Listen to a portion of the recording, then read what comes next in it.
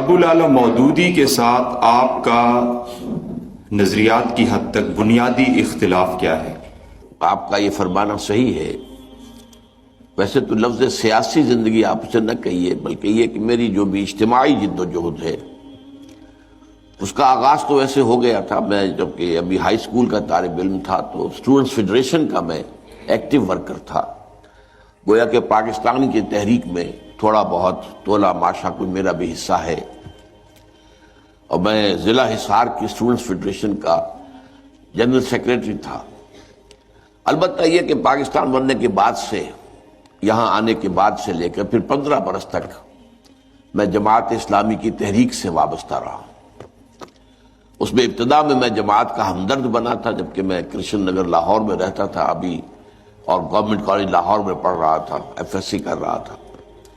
پھر جب میں چلا گیا میڈیکل کالج میں داخل ہو گیا اور ہاسٹل میں وہاں میرا اب مقیم ہو گیا، تو پھر میں اسلامی جمعیت طلبہ سے وابستہ ہوا. پھر جب MBBS سے فارغ ہو گیا تو پھر جماعت اسلامی کا رکن بن گیا. یہ ٹوٹل بنتا ہے 15 برس. اب اس میں جو آپ نے اختلاف پوچھا ہے، جو میرا علیحدگی کا اصل سبب ہے وہ تو صرف ایک ہے، اور وہ یہ کہ جماعت اسلامی ایک انقلابی جماعت تھی، اصولی اسلامی انقلابی جماعت. انتخابات سے اس نے اپنا دامن بالکل بچا رکھا تھا. سن 46 کے کروشل الیکشنز ہوئے ہیں اس ملک کے اندر، جن کے نتیجے میں کہ پاکستان وجود میں آیا، جماعت اسلامی نے اس میں بھی کوئی حصہ نہیں دیا، ووٹ بھی نہیں دیا. وہ کہتے تھے انقلابی عمل جو ہے وہ اور ہے، انتخابی عمل اور ہے. لیکن پاکستان میں آ کر مولانا نے جو بھی وقتی مصلحتیں دیکھی، ان کے تحت انہوں نے سمجھا کہ الیکشن میں حصہ لے کر یہ انقلاب کا عمل تو بہت طویل ہے، بہت لمبا ہے، وقت طلب ہے اور دقت طلب بھی ہے. اس وقت چونکہ ایک نعرے کی بنیاد پر پاکستان بن گیا، تو ایک نعرہ ہم بھی اس کو اپنا لیں تو ہو سکتا ہے کہ حکومت ہمیں مل جائے، تو پھر یہ کہ نظام تعلیم ہمارے ہاتھ میں ہوگا، ہم جیسے چاہیں گے بنا لیں گے، اسے ذہن بنائیں گے لوگوں کے، ذرائع ابلاغ ہمارے ہاتھ میں ہوں گے، وغیرہ وغیرہ. لیکن میں نے اسے غلط سمجھا کہ یہ اصل میں جماعت اسلامی اس راستے پر آ کر اپنے اصل موقف سے منحرف ہو گئی. پھر یہ بھی نہیں ہوا کہ میں صرف اس خیال کی وجہ سے علیحدہ ہو گیا. میں نے یہ خیال پیش کیا پوری قوت کے ساتھ جب جماعت میں ایک جائزہ کمیٹی اس کے لیے بنائی گئی کہ جن لوگوں کو پالیسی سے اختلاف ہے وہ ان سے بات کریں. تو میں نے پہلے زبانی گفتگو کی، انہوں نے کہا آپ اپنی بات لکھ کر دے دیں.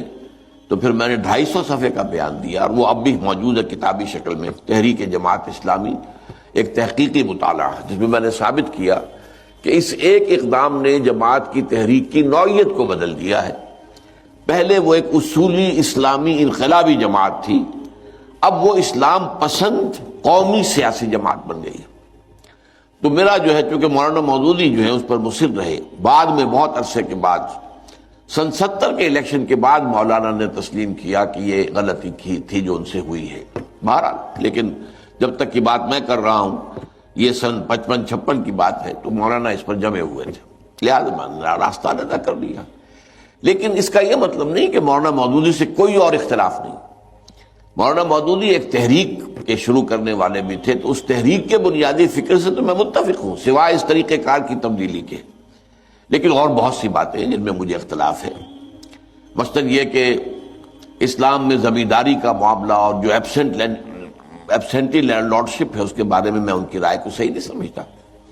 میرے نزدیک امام ابو حنیفہ اور امام مالک کی رائے زیادہ صحیح ہے، قاضی ابو یوسف اور امام محمد کی رائے کے مقابلے میں، کہ مزارعت حرام ہے. اور ہمارے ہاں کی ساری خرابیوں کی سب سے بڑی جڑ جو ہے سیاسی اور قومی زندگی کی، جو بس کی گانٹھ جس کو کہتے ہیں، زہر کی گانٹھ، وہ یہی جاگیرداری ہے. کہ ان جاگیرداروں کا یہ ایک جو میوزیکل چیئرز گیم بن کر رہ گئی، یہ ہمارے ہاں کی سیاست. میں اس میں مولانا مودودی کے موقف کو صحیح نہیں سمجھتا. اسی طرح خلافت و ملوکیت نامی کتاب مولانا نے لکھی، وہ لکھی اس وقت جب کہ ہم جماعت چھوڑ چکے تھے، اس کے بعد کی ایک تحریک ہے ان کی. تو اس کے بھی آدھے حصے کو میں بہت عمدہ سمجھتا ہوں. اصولی بحثیں جو ہے کہ اسلامی نظام کیا ہوتا ہے اور ملوکیت کا نظام کیا ہوتا ہے، ان میں فرق کیا ہے بنیادی، وہ بہترین ہے تحریر ان کی. لیکن یہ کہ خلافت سے ملوکیت تک زوال کیوں آیا ہے، اس کے اوپر جو ہے ان کے اسباب کا اس کا تجزیہ میرے نزدیک ان کا صحیح نہیں ہے. اس میں انہوں نے کبار صحابہ حضرت عثمان رضی اللہ تعالی عنہ، ذو النورین ہیں، امیر معاویہ، عمرو بن العاص وغیرہ رضی اللہ تعالیٰ عنہ پر بہت شدید تنقیدیں کی ہیں. کچھ تھوڑی سی تنقید حضرت علی پر بھی ہے، لیکن یہ کہ ان تین پر بہت زیادہ ہے. اور جو اصل کردار تھا اس فتنے کا، عبداللہ ابن سبا، اس کا ذکر تک نہیں کیا. میں حیران ہوں. دوبارہ اس طرح کی چھوٹی چیزوں کے اندر، لیکن یہ علمی اختلافات ہیں. اس کی وجہ سے تحریک سے انسان علیحدگی اختیار نہیں کرتا.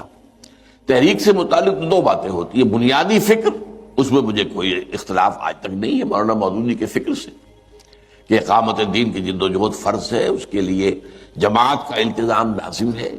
یہ سارا چیزیں جو ہے میں آج بھی قائم ہوں، اور اسی پر میں نے پھر اپنی تنظیم اسلامی کو استوار کیا ہے. البتہ علمی معاملات کے اندر جیسا کہ میں نے کہا، مجھے ان سے اور بھی کئی اختلافات ہیں، لیکن ان کی حیثیت وہ نہیں ہے